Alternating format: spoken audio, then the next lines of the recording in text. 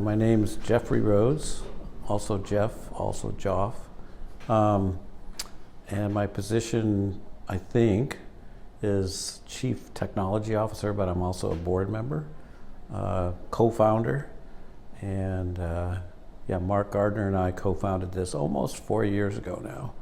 And it's been as wild a ride as my career has been. It's been all over the map as far as just what I've done in my life and what we're doing at Transformative Optics. It's just wild stuff. I liken it to a kaleidoscope where it's just always changing, and it really is. So, but the general area is film and imaging and video and photography. And the way I try to explain it to folks when I only have a minute or two is, you know about IMAX and OmniMax and the cameras that they still make even.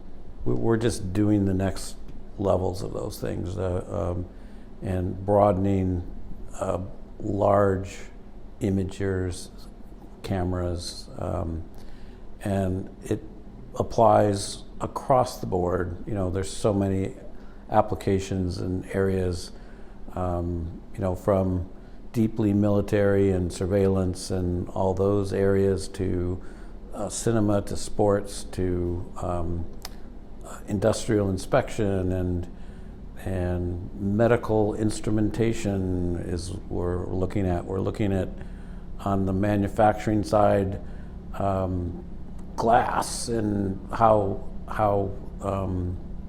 cameras are used to inspect lots of things. So imaging itself, cameras, video are ubiquitous is pretty much the way to put it. They're everywhere, and that's what we do, with an emphasis toward putting together more than one camera that become a bigger camera. So two together that operate together, four together that operate together. That's what we do. Sports, if you're a spectator, you can see everything all the time. You look any direction you want to. There's, of course, the main play and what most people are looking at.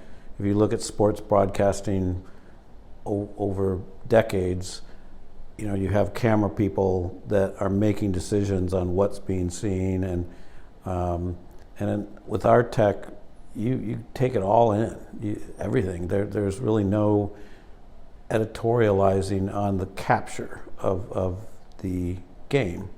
And so one of my favorite ways of thinking about that is rugby specifically. With rugby, you have 30 players, and they're kind of all over the field, and with our cameras, everything gets captured. And whether you're a viewer who wants to zoom in on one player or the main action, fine.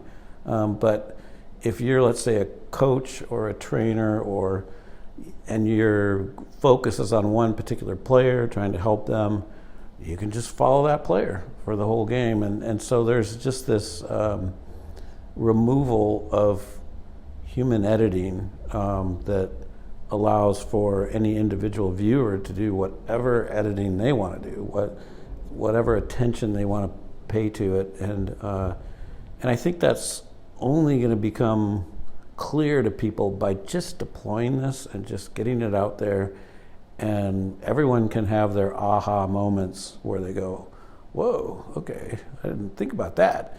And so with things like replays, for example, you're a slave to whatever was caught in traditional current media, but with our cameras, you're taking it all in. And if you want to recast a replay from a slightly different angle or a slightly other angle, those are all options. So for sports, the benefits are off the charts. Once you do throw analytics and overlays, and it's 2026 now, and there's all this stuff that's been going on as far as, again, analyzing and all of that is applied to all this data, it's different. It's just going to be different. And I should mention real quick, it's not quite part of your question, but betting is becoming more and more of an economic force inside sports. And for better or for worse, we're going to be playing into that as well. That folks who are looking for that tiny little edge over, odds and whatnot, it's there in the data because you're watching the whole game, all the players. And where we're at phase-wise in a business and in our culture is we are still a cutting-edge R&D kind of organization. We have not, as much as we want to at some point, we have not transitioned into a product-oriented mindset or structure. So we still are very heavy on creating things from scratch and just making things work. And we are starting those transitions toward product thinking, where we will need to have more experienced talent there. But so where we really sit as an organization is we have just people who know how to build stuff from scratch and make it work pretty well. And I think I can speak for everybody that it's fascinating work. It's like really cool, and a lot of constant problems to solve and puzzles, and with several sites now, plus employees and contractors who in fact live in different places. I think it's 6 or 7 or 8 places. It's still very different from 10, 20 years ago, companies where you get together all the time.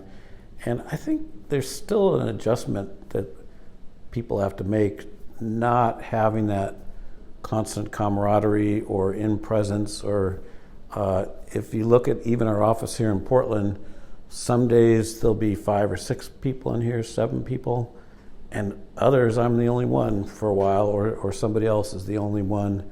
So there's that mixture, constant mixture. There's no norm really on a which makes it where I don't think you get to know your colleagues quite as well as you did say 20 years ago in a typical startup.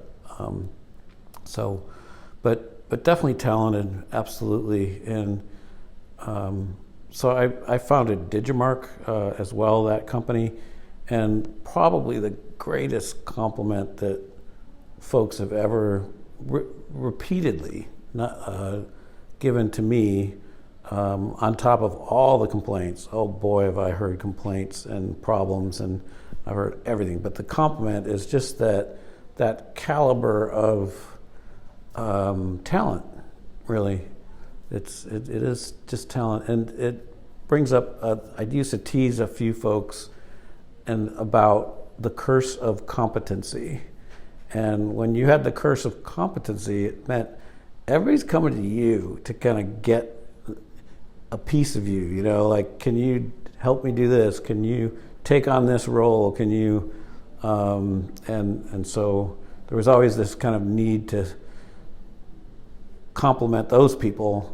And then we also, unbeknownst to most folks, across the river, a company, Immersive Media Corporation, where I was one of the 2 turnaround investors in that, we started putting little softball-sized cameras on Volkswagens driving up and down streets, 04, 03, 04, 05.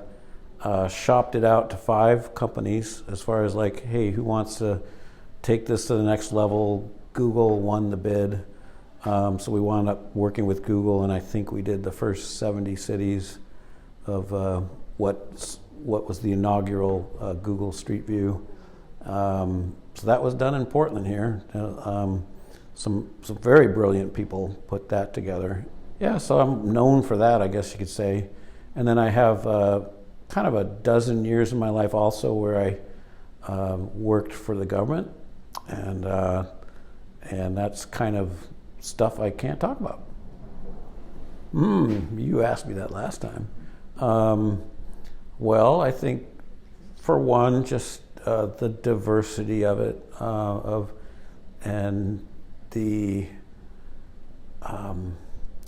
there's been two separate people, one from Europe and one from Arizona, that have just put it right out there. They said Portland is just its own place, and the one fellow was a Belgian. He came over here a lot, and he just said, Portland, I can't describe it, but it's just different from everybody else. And so I like that. And supposedly we, the Portland people, co-opted that keep Portland weird thing from Austin. That's what somebody told me.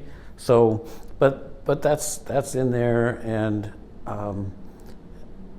when I grew up in the Midwest, and when people used to ask me about Portland, and Oregon in general, I had to explain it. It's not nearly the stereotypical place of liberalism or anything like that. It's way more diverse. It's way more.